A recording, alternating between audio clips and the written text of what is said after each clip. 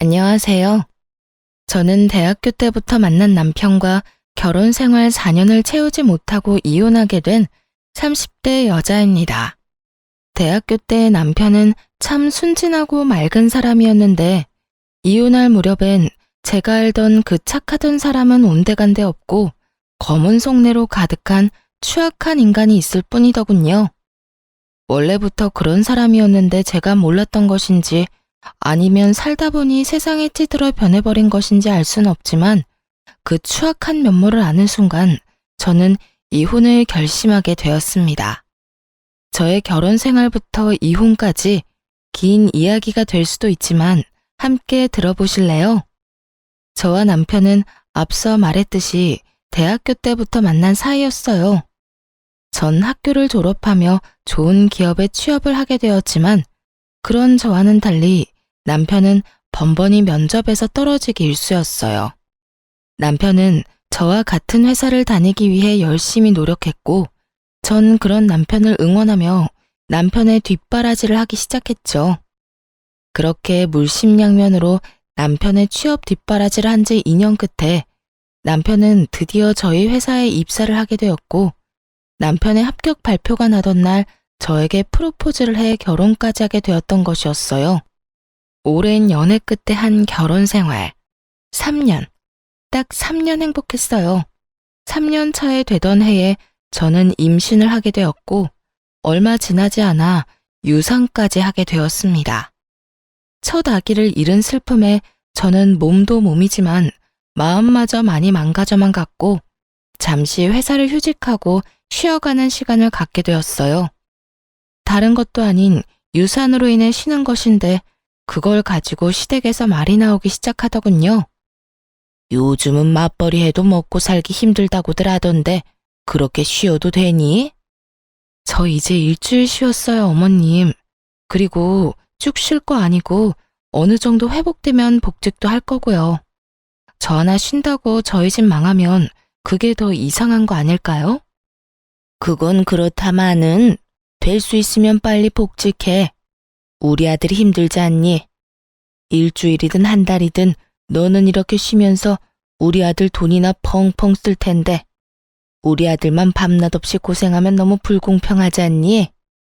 원래 저의 도움으로 남편이 좋은 회사에 취업까지 하게 되었다며 저에게 잘 대해주던 시모였는데 제가 잠시 쉬게 되니 남편 돈으로 호의호식한다며 탐탁치 않아 하는 속내를 감추지 않고 표현하더군요.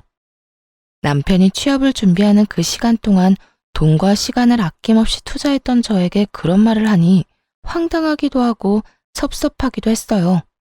하지만 그 당시엔 제가 한마디를 하면 10마디, 20마디로 돌아오는 시모의 잔소리에 대꾸할 여력이 없었기에 그냥 대충 상황을 얼버무리며 넘어가곤 했습니다. 그런데 제가 가만히 참아주니 그래도 되는 사람이라고 느꼈는지 점점 말은 독해져만 갔고 결국 유산 이야기까지 입에 올리더라고요. 돈도 못 벌어오면서 유산까지 하고 우리 아들이 아주 상전을 모시고 사는구나. 너 유산 핑계로 내 아들 밥도 안 차려주고 그런 건 아니지?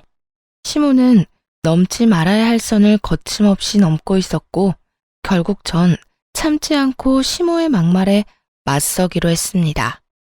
어머님, 입은 비뚤어졌어도 말은 똑바로 하셔야죠. 돈을 못 벌어온 것이 먼저가 아니라 유산을 한 게 먼저예요. 그리고 유산한 것도 제가 무슨 큰 잘못을 해서 유산한 게 아니라 어쩌다 보니 불행이 닥친 일이었다고요. 누가 유산한 게 네 잘못이라고 했니? 왜 발끈하고 그러니? 너 그러다가 시어머니랑 맘먹겠다. 어머님이 말만 안 했다 뿐이지 모든 게 다 제 잘못인 양 말했잖아요. 그리고 어머님, 제가 이런 말까지 안 하려고 했는데 제가 지금 놀면서 쓰는 돈 다 합쳐도 아범 취업 준비하던 기간에 저한테 준 돈 절반도 안 돼요. 절반이 뭔가요? 그 절반도 아마 안 될 거예요. 그런 제가 지금 다른 것도 아니라 유산 때문에 몸도 마음도 힘들어서 집에서 좀 쉬는데 그게 그렇게 탐탁치 않으세요? 탐탁지 않기는. 난 그저 너희가 걱정되어서 그랬지. 너도 참 너다. 아직까지 네가 내 아들한테 해준 돈 계산이나 하고 있었니? 너 그렇게 안 봤는데 아주 계산적인 애였구나. 제가 계산적인 게 아니라 어머님이 저를 이렇게 만들고 계신 거예요. 그러니까 더 나쁜 꼴 보기 싫으시면 이런 상처되는 말은 하지 마세요. 아니, 이런 말로 저한테 상처 주실 거면 앞으로 연락 자체를 하지 말아주세요. 제가 하루라도 빨리 몸도 마음도 건강해져야 돈 벌러 회사에 나가지 않겠어요? 그러면 저는 할 말 다 했으니 이만 끊을게요. 시모의 노발대발하는 소리가 수화기 너머로 들려왔지만 저는 그냥 전화를 끊어버렸어요. 더는 그 말도 안 되는 독설을 들을 필요도 듣고 싶지도 않았기 때문이었죠. 그날 저녁 퇴근 후 돌아온 남편에게 저는 그간 쌓였던 울분을 토해내게 되었어요. 여보, 정말 어머님 너무한 거 아니야? 나한테 돈도 못 벌어오는 게 유산까지 했다고 구박하시더라? 그것뿐인 줄 알아? 당신이 힘들게 벌어오는 돈 놀고 먹으면서 써댄다고 아주 불만도 많으셔. 그랬어? 우리 엄마가 정말 그랬단 말이야? 아, 내가 진짜 당신 볼 면목이 없다. 내가 미안해. 정말 미안해. 당신이 나한테 어떤 사람인데 그런 말을 듣게 해서 미안. 당신이 잘못한 것도 아닌데 사과는 됐고 다신 어머님이 그런 말 나한테 하지 않게만 해줘. 당신이 잘 말 좀 해달란 말이야. 그래, 알겠어. 내가 엄마한테 다신 그러지 말라고 신신당부할게. 남편이 사과도 했고 시모가 다신 그러지 못하도록 잘 말하겠다기에 이를 키우지 않고 그냥 넘어가기로 했습니다. 그런데 시모가 정신을 차리지 못한 것인지 집으로 찾아오며 저를 괴롭히기 시작하더군요. 막상 찾아와서는 무언가 시킨다거나 말을 심하게 한다거나 피해가 되는 행동을 하진 않았지만 좋지 않았던 일도 있었던 터라 시모가 오는 자체가 불편한 건 사실이었어요. 하지만 그렇다고 해서 오는 사람을 아무 이유도 없이 못 오게 막을 수도 없는 노릇이었기에 적당히 시모와 시간을 보내고 돌려보내곤 했었죠. 그러던 어느 날 일이 터지고야 말았죠. 그날은 잠시 외출했다가 퇴근하는 남편을 만나 집으로 돌아온 날이었죠. 집에 들어서니 시모 혼자 집을 아주 엉망진창으로 만들어 놓고선 저희를 기다리고 있더라고요. 제 집처럼 밥도 잘 챙겨 먹었는지 설거지도 쌓여 있었고요. 주인 없는 안방에서 잠도 잤는지 이불도 헝클어져 있었죠. 처음 5초가량은 이게 도무지 무슨 상황인지 판단 자체가 서지 않더군요. 그것도 잠시 시모의 웃으면서 왔냐는 말에 정신이 차려지며 상황 파악이 되었고 곧바로 남편을 쳐다봤어요. 문을 열어줄 사람이 없는데 시모가 집에 떡하니 들어와 있다는 것은 분명 남편이 비밀번호를 알려줬을 거란 확신 때문이었죠. 하지만 제 눈빛을 읽은 남편은 손사래까지 치며 아니라고 억울함을 호소하기 시작하더군요. 나 진짜 아니야. 난 엄마한테 비밀번호 같은 거 안 알려줬어. 내가 미쳤다고 그런 걸 당신이랑 상의도 없이 알려줬을까봐. 남편은 절대 아니라며 손사래를 계속해서 치고 있었고 그럼에도 제가 남편을 계속 보고 있으니 시모가 나서 자초지종을 설명해 주더라고요. 괜히 우리 아들 잡을 필요 없다. 우리 아들 말처럼 나 비밀번호 누르고 들어온 거 아니다. 저번에 왔을 때 보니까 마스터키가 수납장 안에 있길래 내가 미리 챙겨놨어. 오늘도 그걸로 열고 들어왔어. 그러니까 내 아들 좀 그만 쳐다보려무나. 그러다 귀한 우리 아들 얼굴 뚫리겠어. 시모는 자신이 어떤 짓을 한지도 모르는 채 당당한 태도였고 전 점점 화가 치솟고 있었어요. 제 표정은 점점 굳어져만 갔고 표정이 굳어지면 굳어질수록 남편은 제 눈치를 살피느라 바쁘더라고요. 시모는 그런 남편의 모습에 화가 난다는 듯 저에게 삿대질까지 하며 애먼 저를 잡아대기 시작하더군요. 넌 도대체 평소에 우리 아들을 얼마나 쥐잡듯이 잡아댔으면 저렇게 네 눈치를 보는 거야? 너 혹시 내 아들 숨도 못 쉬게 잔소리 퍼부으면서 사는 거니? 그런 거야? 시모는 저에게 득달같이 따져묻기 시작했고, 전 그런 시모의 모습에 인내심이 바닥을 치는 소리가 들려오더군요. 어머님, 이 상황엔 평소 제가 잔소리를 하든 말든 그런 것과는 상관없이 제 눈치를 살펴야만 하는 상황이에요. 저희도 없는 집에 그것도 시어머니가 허락도 없이 마구잡이로 들어와서 집 꼴을 이렇게나 엉망진창으로 만들어놨는데 남편이 제 눈치를 살피지 제가 남편 눈치를 살펴야 할까요? 허락? 내가 지금 허락도 없이 너희 집에 들어와서 기분이 나쁘다. 이거니 지금? 네, 좋을 리는 없잖아요. 그러니까 가지고 가신 마스터키 당장 주시고 다신 이러지 마세요. 앞으로 오시려거든 연락하고 오라고요. 저는 시모가 허락도 없이 가지고 간 마스터키를 돌려달라고 했고 시모는 절대 싫다고 하며 들고 있던 마스터키를 가방에 쏙 넣어버리더군요. 내가 왜? 난 절대 못 준다. 여긴 우리 아들 집이야. 우리 아들 집에 내가 오겠다는데 네가 무슨 권리로 나를 오지 못하게 하는 거야? 시모의 입에서 권리라는 단어가 나오는데 정말 기가 막히더라고요. 저와 남편이 마련한 집에 도대체 어떠한 이유로 시모가 권리를 주장할 수 있는 것인지 여러분은 이해가 되시나요?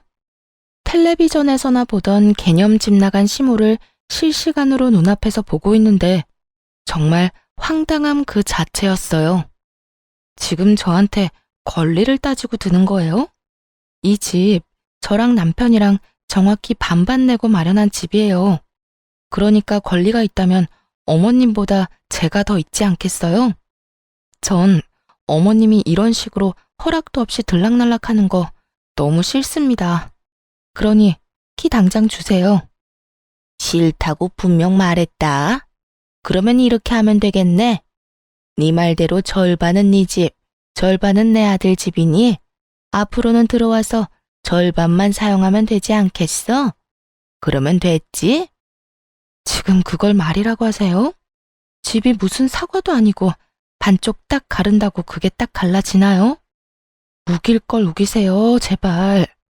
아무리 어머님이라고 해도 아무도 없는 집에 이렇게 마음대로 들어오는 거 너무 무례한 행동이라고요. 무례? 너 가족끼리 말이 너무 심한 거 아니니? 다른 사람도 아니고 네 남편 엄마야 내가. 그런 내가 내 아들 집에도 마음대로 못 오면 어딜 마음대로 가라는 말이야? 어딜 마음대로 가기는요. 어머님 집 있잖아요. 거기나 마음대로 다니시고 저희 집엔 이런 식으로 마음대로 오지 마세요. 감정이 격해진 시모와 저는 언성까지 높이며 싸우게 되었고 점점 더 심각해지자 남편이 시모를 끌고 집에서 나가더라고요. 그렇게 시모가 가고 난 후 전 곧바로 사람을 불러 도어락 자체를 바꿔버렸어요. 그렇게 해도 화가 가라앉지 않아 씩씩거리고 있는데 시모를 시댁에 데려다주고 돌아온 남편이 바뀐 도어락을 보며 쭈뼛쭈뼛 입을 떼기 시작하더라고요. 꼭 이렇게까지 해야 해? 너무 과하지 않나 싶은데. 전 기가 막혀 콧방귀를 끼며 하나도 치우지 않아 여전히 엉망인 집을 가리키며 쏘아붙여 주었죠. 과한 건 내가 아니라 어머님이야. 입장 바꿔서 생각해봐.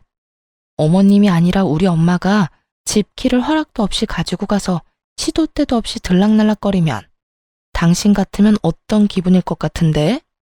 이래도 내가 과한 처사라고 생각해?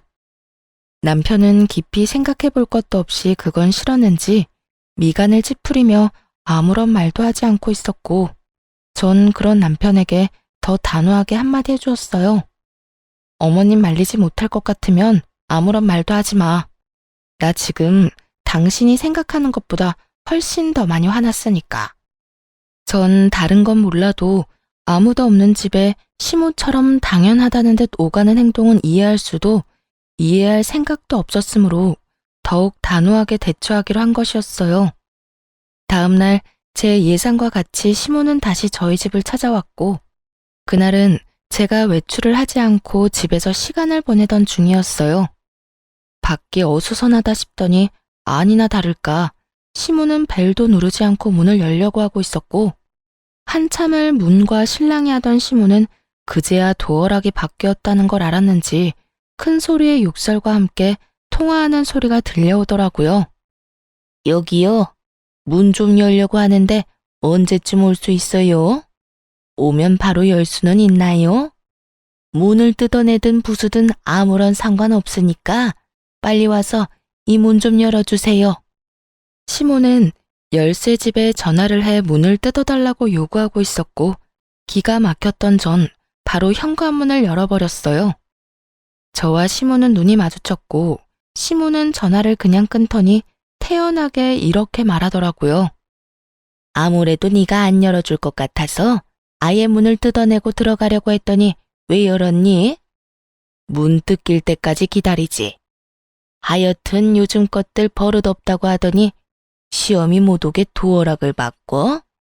어디서 배운 건방진 짓거리야? 내가 말했지. 내 아들 집에 내가 마음대로 오는 건 당연한 거라고. 도대체 몇 번을 말해야 알아들으시겠어요? 이 집엔 어머님이 마음대로 오갈 수 있는 그 어떠한 권리도 없다니까요. 이 집의 주인은 남편과 저예요. 아무리 어머님이 제 남편의 친엄마라고 한들 저희의 보금자리까지 마음대로 할 권리는 없다고요. 내가 된다고 하면 되는 거고 내가 하겠다고 하면 너는 그저 입 다물고 내 뜻에 따르면 되는 거야. 어디 며느리가 시어미한테 눈 똑바로 뜨고 큰 소리야? 하여튼 도어락 원래대로 해놓지 않으면 다음번에 이 문짝을 다 뜯어내버릴 테니 그런 줄이나 알아.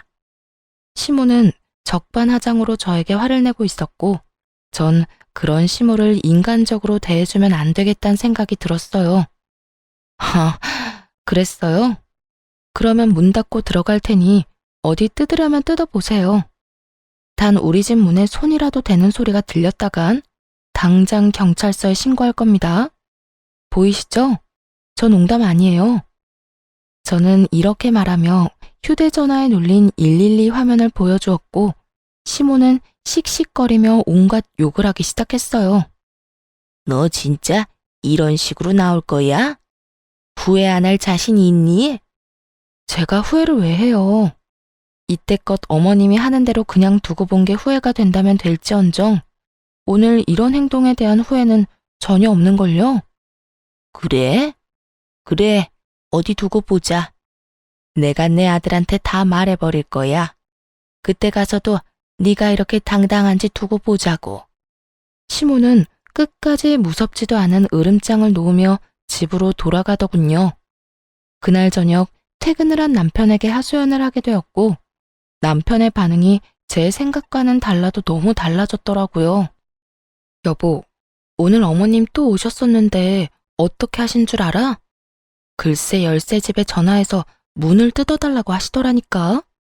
이러다 진짜 문 뜯고 들어오실 기세야. 그러게. 내가 도어락까지 바꾸는 건 너무 과하다고 했잖아. 엄마도 잘한 거 없지만 당신도 마찬가지야.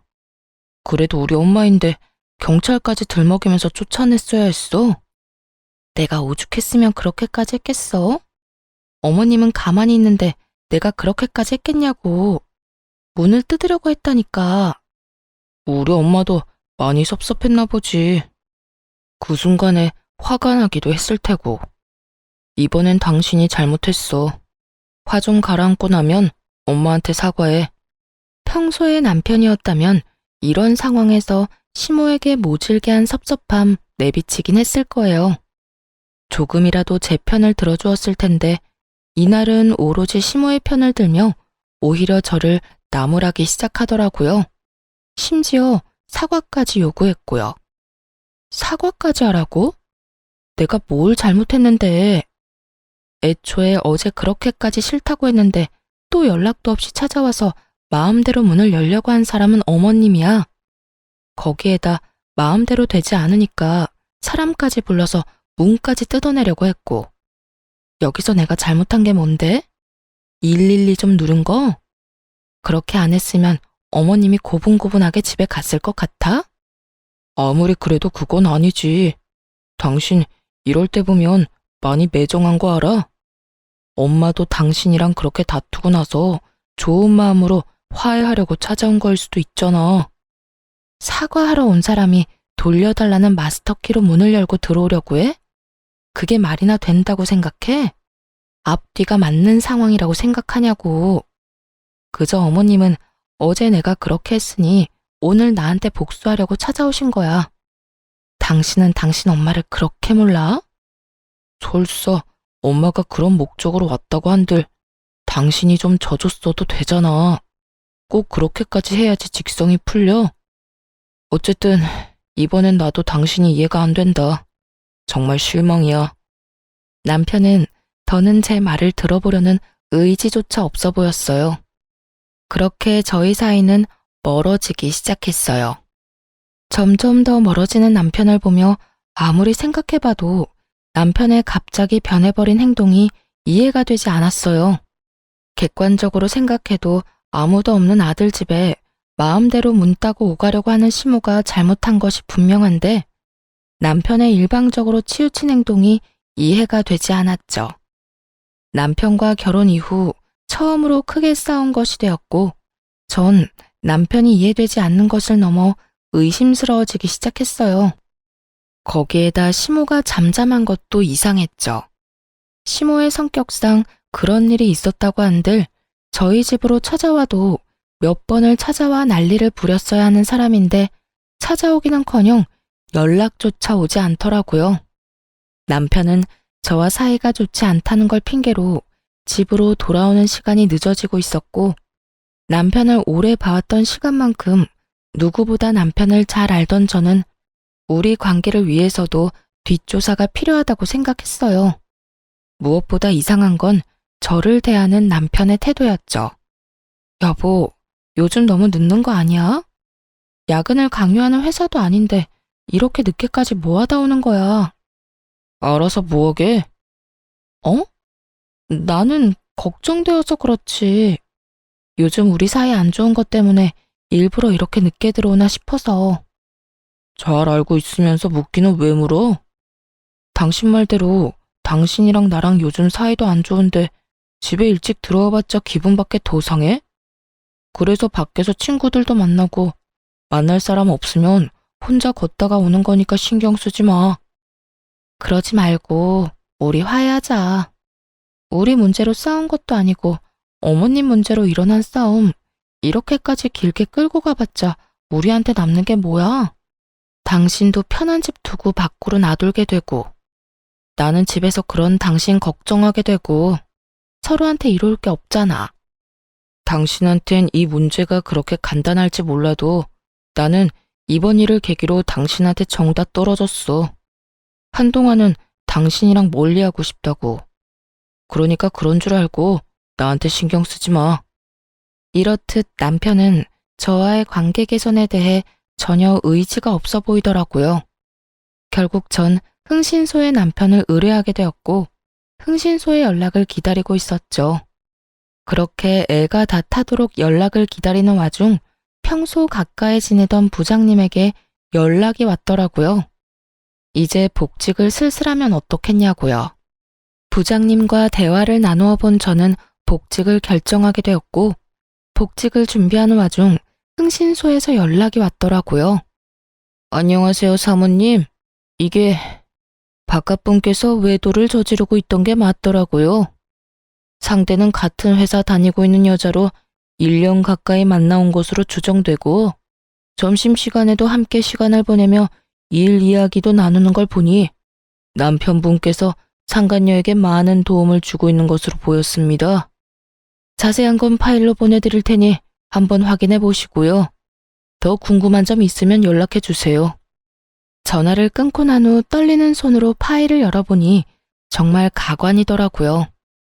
남편과 함께 회사에 다닌다던 상간녀의 정체는 다름 아닌 제가 회사에 다니던 때 제일 아끼던 후배로 제가 여러모로 도움을 많이 줬던 후배였어요. 1년이라고 하면 시모와 제가 그런 일이 일어나기도 전이었는데 그때부터 남편은 외도를 저지르고 있었다니 정말 기가 다 막혔어요. 두 사람은 일을 하며 가까워졌는데 남편이 주로 상간녀의 일을 도와주고 있었다고 하더라고요. 알아보니 제가 휴직을 하고 난 후 회사에서 남편과 상간녀의 일 처리 능력이 향상되었다고 다들 칭찬이 자자했다고 하더군요. 참 헛웃음이 다 나더라고요. 그건 역시 남편이 저에게 도움을 구하면 제가 조언을 하며 도움을 줬고 제 조언대로 남편은 처리했을 뿐인 상황이었어요. 정리하자면 남편은 저에게 도움을 얻고 상간녀는 남편에게 도움을 얻으며 회사에서 자리 잡고 있었던 것이었죠. 제 뒷바라지를 받으며 제 덕에 취업을 한 남편놈이 이젠 내 덕에 외도까지 저지르고 있었다는 사실을 알고 나니 두 연놈을 가만두면 안 되겠더라고요. 그렇게 복수를 계획하며 이혼을 준비하는 사이 복직 날짜가 다가왔고 전 서류들을 준비해 남편도 모르게 회사로 출근을 했어요. 출근을 하니 회의실에서 남편이 발표를 하고 있더군요. 1년을 이끌어갈 신규 사업 기획에 대해 발표하고 있었는데 전 그 회의실로 지체하지 않고 들어가 그 회의를 멈춰버렸죠. 잠시 멈추시죠? 갑작스러운 저의 등장에 남편은 크게 당황한 눈치였고 상간녀 역시 저와 남편의 눈치를 살피느라 바쁘더군요. 전 오래전부터 준비한 자료들을 직원들에게 보여주며 준비한 말을 꺼내기 시작했어요. 애초에 이건 제가 오래전부터 준비했던 아이디어인데 왜 차대리가 발표를 하고 있는 걸까요? 차대리, 이유가 뭘까요? 그래요. 부장님이 갑작스럽게 연락이 와 복직을 권했던 이유는 다름 아닌 이것 때문이었어요. 남편은 저도 모르게 제 노트북에서 제가 오랜 시간 동안 공들여 기획 중이던 아이디어를 마치 본인의 아이디어인 양 회사에 제출했고 제가 이 아이템을 구상하던 당시 함께 머리를 모았던 부장님이 저에게 연락을 줬던 것이었죠. 자료를 보니 상간녀도 팀원으로 이름이 올라와 있던 것으로 보아하니 상간녀 역시 모든 사실을 알고도 묵인하고 있었던 것이었어요.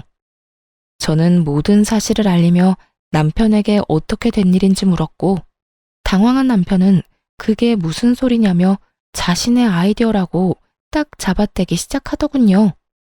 그게 무슨 말씀이세요? 이건 제가 오랫동안 생각하고 기획한 제 아이디어라고요. 혹시 제 노트북 보셨나요? 제 노트북에도 이런 자료를 저장한 것이 있는데 그걸 그대로 뽑아와서 이러는 거 아니냐고 묻는 겁니다. 차대리야말로 제 노트북에서 이 기획을 훔쳐간 거겠죠. 양심도 없이 이게 무슨 짓입니까?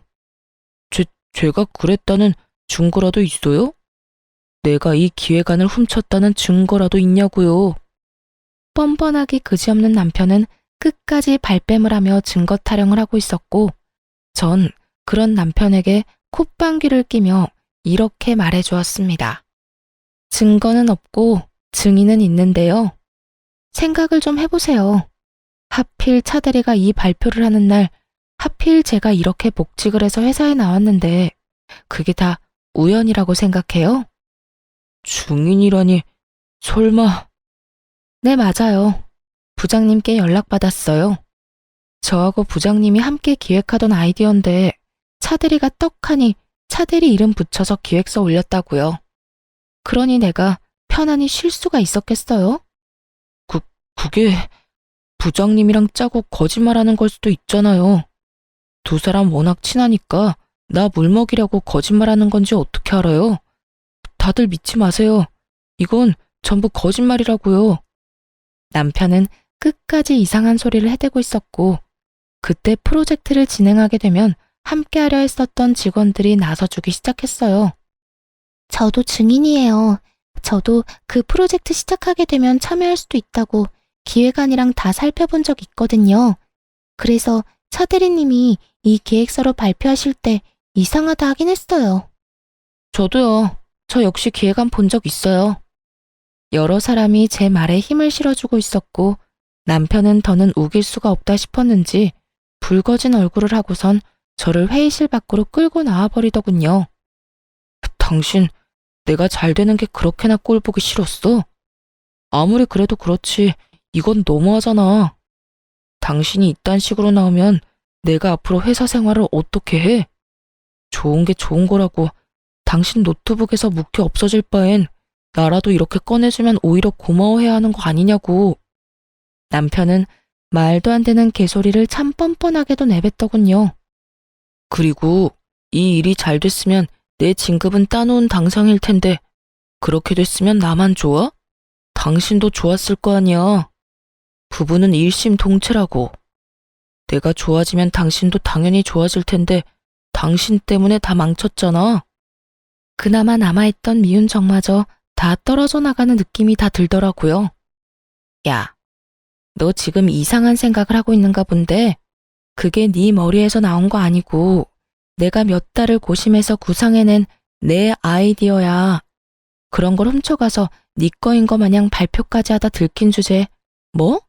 나 때문에 다 망쳐? 정신 좀 차려. 아무리 부부 사이더라도 남의 아이디어 훔쳐가는 건 하면 안 되는 행동이야. 넌 초등학교 졸업도 못했니? 이런 건 초등학생 때 다 배우지 않아? 뭐야? 너 말 다 했어? 넌 그게 남편한테 할 말이야? 남편은 개뿔. 잘 들어. 내가 100번 1000번 양보해서 이해한다고 한들 그건 네 말처럼 네가 내 남편이고 우리가 부부 사이일 때나 이해 가능한 거야. 우리는 앞으로 부부 사이가 아닐 테니까 난 절대 이 일 그냥 넘기지 않을 테고 말이야. 뭐? 지금 나랑 이런 일로 이혼이라도 하겠다는 거야? 이혼이 그렇게 마음처럼 쉬운 줄 알아? 그리고 나야 남자니까 이혼해도 상관없다고 쳐도 당신이 이혼녀 딱지 괜찮겠어? 앞으로 잘 살아나갈 자신 있냐고. 남편은 주제에 저를 깔보며 이깟일로 무슨 이혼까지 하냐며 콧방귀를 뀌고 있었고 전 그런 남편을 향해 가방 속에 넣어뒀던 외도 증거들을 뿌려주었어요. 바닥엔 남편과 상간녀의 다정한 모습이 찍힌 사진들이 나뒹굴기 시작했고 그 순간 타이밍도 좋게 회의실에서 사람들이 쏟아져 나오더라고요. 바닥에 떨어진 외도 증거 사진들을 본 사람들은 저마다 놀람의 탄성을 자아내기 시작했고 상간녀는 자신의 얼굴이 찍힌 사진들을 급하게 주우며 고함을 질러대더군요. 보지 마세요. 보지 말라고요. 선배, 이게 뭐예요? 정말 너무한 거 아니에요? 이런 걸 이렇게 공개적으로 뿌리면 어떻게 하자는 거예요? 왜? 부끄러운 건 아니? 불륜이나 저지른 주제에 부끄러운 건 아냐고. 저 역시 상간녀를 향해 고함을 질러버렸고 상간녀는 사진을 줍다 말고 자리에 주저앉아 더 큰 소리로 고함을 고래고래 질러대더라고요. 우리 사이에 꼭 이렇게까지 해야 했어요? 꼭 이렇게까지 끝장을 봐야 했냐고요. 굳이 이렇게 하지 않아도 되는 일이잖아요. 우리 사이? 그래, 우리 사이 좋았지. 나도 널 아꼈고 너도 날 잘 따랐고. 그런데 그런 우리 사이를 끝장낸 건 내가 아니라 너랑 내 남편이지 않니? 우리가 부부 사이라는 걸 회사 내에 모르는 사람이 없는데 네가 몰랐을 리도 없을 거고 몰랐다고 한들 유부남이랑 놀아난 주제에 무슨 낯짝으로 큰 소리야? 양심이 없는 거야? 아니면 그 얼굴 철판이 두꺼운 거야? 아무리 내가 잘못했다고 해도 일은 할 수 있게 해줘야죠. 회사에서 이런 식으로 다 밝혀버리면 앞으로 회사 생활은 어떻게 하라고요? 아직도 정신 못 차리고 그딴 소리나 하는 거 보니 양심도 없고 얼굴도 두꺼운데 멍청하기까지 한가 보네. 딱 보면 모르겠어. 난 죽었으면 죽었지. 너 같은 인간 말종이랑 한 회사에 다닐 생각 없어서 이렇게까지 하는 거야. 그러니까 어차피 쫓겨날 회사 얼른 가서 짐이나 싸고 짐 싸서 가는 김에 네가 사랑하는 내 남편도 잘 챙겨서 가. 앞으로는 당당하게 같이 살아. 내가 당장 이혼해 줄 테니 더럽게 뒤로 그딴 짓이나 하지 말고 당당하게 이 머저리 같은 남자 잘 데리고 살아보라고. 상간녀는 제 말에 씩씩거리며 저를 노려보고 있었고 남편 놈은 이러지도 저러지도 못한 채 가만히 있더라고요. 그 모습을 보는데 저렇게 한심한 놈이랑 이때껏 살았다는 생각에 저 자신이 참 한심스럽게 느껴지더군요. 한참을 눈치를 살피던 남편은 저에게 무슨 할 말이라도 있는 것인지 제 손을 잡으려고 했고, 전 그런 남편의 손을 뿌리쳤어요. 어딜 잡으려고 그래? 네 짐도 다 싸서 네가 사랑하는 저 여자 집으로 보냈고, 비밀번호도 바꿔버렸으니까 오늘부터 집에 오지 마. 소장 보낼 테니 법원이나 시간 맞춰 잘 나오고. 할 말을 다한 저는 그대로 자리를 벗어났고, 그날 오후 회사에선 두 사람에게 바로 권고사직 처분을 내려버렸습니다. 처분이 나오자마자 남편과 상간녀는 이딴 회사에 본인들 역시 미련이 없다는 막말을 하며 짐을 싸들고 나가버리더군요. 이딴 회사, 나도 미련 없다 이거야. 자기야, 가자. 당장 우리 집으로 가서 맛있는 밥이나 차려 먹자고. 그래 자기야. 회사도 그만두게 되고 이 지긋지긋한 이혼도 하게 되고 아주 일석이조네. 이딴 회사 그만두면 내가 큰일이라도 날까봐. 이거 왜 이래? 다른 곳에 이력서만 넣으면 너도 나도 오라고 난리라고. 두 사람은 저에게 들으라는 듯이 자기라고 서로를 칭하며 나가버렸고, 전 그저 시간이 빨리 가 이혼만 끝나길 바라고 또 바랐습니다. 그렇게 저는 좀 더 쾌적한 회사 생활을 하며 이혼을 진행하게 되었고, 재산 분할부터 해서 두 사람에게 위자료까지 받고 성공적으로 이혼할 수 있었습니다. 이혼을 하고 난 후 얼마 지나지 않아 두 사람이 바로 재혼을 했다는 소식을 듣게 되었는데, 그 행복도 오래 가지 못한 것 같더라고요. 재혼 소식을 들은 지 3개월도 채 되지 않아 뻔뻔하게 상간녀에게 연락이 왔으니까요. 무슨 일이야? 나한테 더 남은 할 말이 없는 걸로 아는데. 선배, 나 미칠 것 같아요. 선배 때도 그랬어요? 글쎄 어머님이 계속 우리 집에 연락도 없이 찾아온다고요. 비밀번호 알려달라고 하는 거 안 알려줬더니 마스터키를 찾아내서 문을 막 열고 들어오는데 미칠 것 같다고요. 전 시모의 한결같은 그 개념 없는 행동이 그 순간엔 고맙기까지 하더군요. 상간녀의 말을 들어보니 전 시모는 여전히 아들 집을 제 집처럼 생각하고 있었고, 이번엔 먼저 비밀번호를 알려달라는 요구를 했다고 하더군요. 하지만 그것이 거부당하자 저에게 했듯이 마스터키를 찾아내서 아들 집을 제 집처럼 오가고 있었던 것이었어요. 하지만 상간녀 역시 이런 일을 당하고 있을 사람은 아니었어요. 그래서 그 말 하려고 나한테 전화한 거야? 아니요. 선배 때는 어땠나 해서요. 어찌되었든 전 당장 어머님이랑 인연 끊고 살자고 했어요. 아니, 어떻게 그런 어머님이랑 왕래하면서 살겠어요? 내 아들 집이니 내 마음대로 오가겠다는 말이 요즘 세상에 가당키나 한 말이냐고요. 제가 당장 영 끊지 않으면 이혼이라고 하니까 2번 이혼은 싫은지 인연 끊겠다고 하더라고요. 전 남편은 2번의 이혼은 싫었는지 그렇게나 죽고 못 살던 전 시모와의 인연을 끊겠다고 했고, 상간녀는 자랑과 하소연을 오가며 그간의 모든 이야기를 다 풀어놓을 기세로 말하기 시작했어요. 그래서 할 말이 뭔데? 왜 전화까지 해서 묻지도 않은 네 사생활 이야기를 늘어놓는 거야? 그게 막상 이렇게 되고 나니까 하소연할 데가 없더라고요. 생각나는 사람은 선배밖에 없고, 회사에서도 선배였지만 이 집안 생활에서도 선배잖아요. 그래서 이것저것 궁금한 게 많더라고요. 말이 나왔으니까 물어보는 건데, 저 인간 저희 다니던 회사의 취업은 어떻게 한 거예요? 아직까지 취업도 못하고 집구석에서 놀고 있어요. 저는 임신까지 덜컥 해버려서 취업도 안 되고요. 정말 이러다가 미쳐버릴 것 같아요. 무슨 남자가 능력이 없어도 저렇게까지 없을 수가 있는지. 요즘 새삼 저딴 놈 데리고 산 선배가 대단하다는 생각이 다 든다니까요. 상간녀는 여전히 제가 본인을 아끼는 선배라 생각하고 있는 것인지 할 말 못할 말 구별도 하지 못하고 그저 입에서 나오는 대로 하소연을 하고 있더군요. 야, 내가 가만히 들어주니까 계속해도 되는 줄 아나 본데 적당히 좀 해. 나 네가 데리고 사는 남자 전부인이야. 네 인생 네가 꼬아놓고선 누구한테 전화해서 하소연질이야? 네 인생은 네가 알아서 행복하게 잘 살아보도록 하고 다신 이딴 전화도 하지 마. 알겠어? 전 그대로 전화를 끊어버렸고 한동안은 그 인간들을 잊고 살았어요. 그런데 이 지긋지긋한 소식의 피날레를 장식해줄 연락이 전 남편에게서 오더라고요. 저기, 잘 지냈어?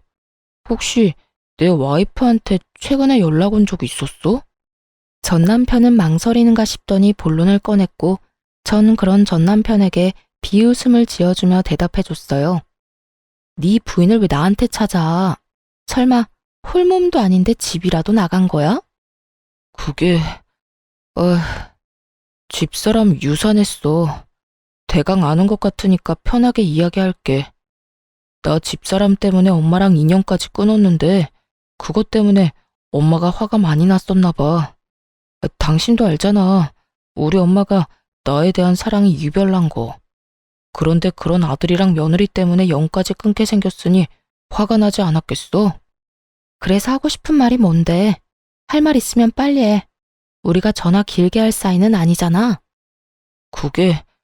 그래서 우리 엄마가 화가 많이 났는지 우리 집에는 못 들어오니까 우리 집 근처에서 기다리고 있다가 집사람을 좀 괴롭힌 모양이야. 처음엔 말로 하다가 점점 감정이 과격해지면서 손까지 올린 모양이더라고. 그것 때문에 임신 초기였던 집사람은 유산까지 해버렸고 말이야. 그래서 태어나는 날 데리러 갔더니 도망을 쳐버렸는지 어디에도 없고 연락도 안 돼. 알만한 상황이었어요. 전 시모의 성격에 연을 끊게 만든 상간녀를 가만둘 리 없었고 그렇지 않아도 아끼고 아끼던 아들이 재혼남이 된 것도 모자라 백수까지 되어서 그렇지 않아도 기회를 엿보고 있었던 터겠죠. 이런저런 감정이 다 섞인 전 시모는 상간녀를 호되게 몰아붙였고 그렇게 유산까지 하게 된 상간녀는 그대로 살고자 도망을 쳐버린 것이었어요. 그래서 나한테 연락을 한 거야? 혹시나 네 부인이 나한테 찾아라도 왔을까봐? 다 연락해봤는데 다들 모른다고 하길래. 달린 머리로 생각이란 걸 좀 해. 장식용으로 그저 달고만 다니기엔 너무 무겁지 않아? 생각을 해서 활용을 좀 하라고. 너 같으면 네 엄마랑 너 피해서 도망가는데 전 부인한테 연락을 했겠어? 내가 무슨 짓을 할 줄 알고? 아니, 난 혹시나 해서 연락해 본 거야. 당신 잘 지내나 싶기도 하고 겸사겸사 안부나 물을 겸해서 말이야. 내 안부 물을 시간에 너나 똑바로 살아. 그 난리를 피우고 재혼까지 해놓고 아직도 그러고 살아? 네가 마누라를 지킬 수나 있니? 네 애를 지킬 수나 있니? 제발 정신 좀 차리고 살아. 무슨 말을 그렇게까지 하냐? 나라고 뭐 속이 편한 줄 알아? 그런 일이 일어난 걸 나보고 어떻게 하란 말이야. 그리고 집사람이 그렇게 쉽게 유산될 줄 남들 알았겠어? 아, 다 됐고. 네 가족은 네가 알아서 찾고 나한테 다시는 연락도 하지 마. 이렇게 저는 전화를 끊어버리려고 하는데 시모의 다급한 목소리가 들려오더군요. 잠깐만. 여보세요. 끊었니? 여보세요. 말하세요. 아직 안 끊었네. 대답을 좀 빨리 하면 얼마나 좋니? 난 또 끊은 줄 알았지 않니? 할 말 있으면 빨리 하라고요. 성질 급하기는. 너도 이야기 다 들었다시피 우리 아들이 다시 혼자가 되게 생겼어. 그래서 하는 말인데 네가 다시 돌아오면 안 되겠니? 네? 그러니까 저한테 지금 재결합이라도 하란 말인가요? 그래. 지금 집 나간 물건은 몸도 너무 약하고 무엇보다 되바라져서 다시 돌아온다고 해도 안 받아줄 예정이다. 내가 곰곰이 생각해봤는데 우리 아들한텐 네가 딱 맞아. 네가 취업 못하는 우리 아들 2년 만에 취업도 시키지 않았니? 그러니까 이번에도 우리 아들이랑 같이 살면서 다시 한번 사람 구실하고 살게 만들면 되지 않겠니? 정말 감탄이 다 나오더라고요. 어떻게 사람이 뻔뻔해도 이렇게까지 뻔뻔할 수가 있는지 놀랍기까지 했으니까요. 하긴 조강지처였던 저는 3년 만에 그리고 재혼한 상간녀는 3개월 만에 내쫓았는데 이 정도 뻔뻔해야 가능한 일이었지 않나 싶기도 하더군요. 대답을 목이 빠지라 기다리는 듯 했고, 전 그런 전시모에게 크게 한 방 먹여주기로 했어요. 아줌마, 잘 들으세요? 아줌마 같은 인간이랑 가족으로 다시 엮일 바엔 평생 혼자 살 거네요. 뻑하면 아들 집이 내 집이다 하고 찾아오질 않나. 못 들어오게 하면 문을 뜯어낼 거라고 하질 않나. 그것뿐이에요. 아들하고 며느리 사이의 이간질은 물론이고 이번엔 뱃속의 손주까지 그 손으로 잃게 했다면서요. 그런 아줌마 며느리를 다시 하라고요? 내가 어떻게 이혼했는데 그 짓을 다시 하러 제 발로 가겠어요? 정신 차리세요. 정신 차리는 김에 아들 재혼도 못하게 하고요. 또 누구 인생 망치려고 아들 재혼을 시켜요? 그냥 그 능력도 없는 놈 끼고 평생 사세요. 시모는 입에 담지도 못할 욕을 하기 시작했고 마지막으로 으름장을 놓고 전화를 끊어버렸어요. 아줌마나 아줌마 아들이나 다신 나한테 전화하면 이번에야말로 경찰에 신고할 테니 그런 줄 알고 끊어요. 그렇게 전화를 끊어버린 후 저는 바로 번호를 바꿔버렸어요. 제가 알기론 퇴직금도 저에게 위자료로 주고 신혼집도 빚을 내서 마련한 집일 텐데 빚쟁이가 된 아들을 꼼짝없이 안고 살게 된 전시모나 빚쟁이 백수가 되어버린 전남편이나 인생이 제대로 꼬여버린 상간녀까지 그 앞날이 참 시궁창이었겠다 싶었네요. 그 후 전 회사에 다니며 잘 지내고 있어요. 한동안은 저의 이혼 스토리 때문에 떠들썩하긴 했지만 이젠 시간이 꽤 흘러 그 이야기를 꺼내는 사람은 없네요. 전 올해 진급을 했고 여전히 혼자인 채로 지내고 있습니다. 혼자인 자유를 만끽하고 있다고나 할까요?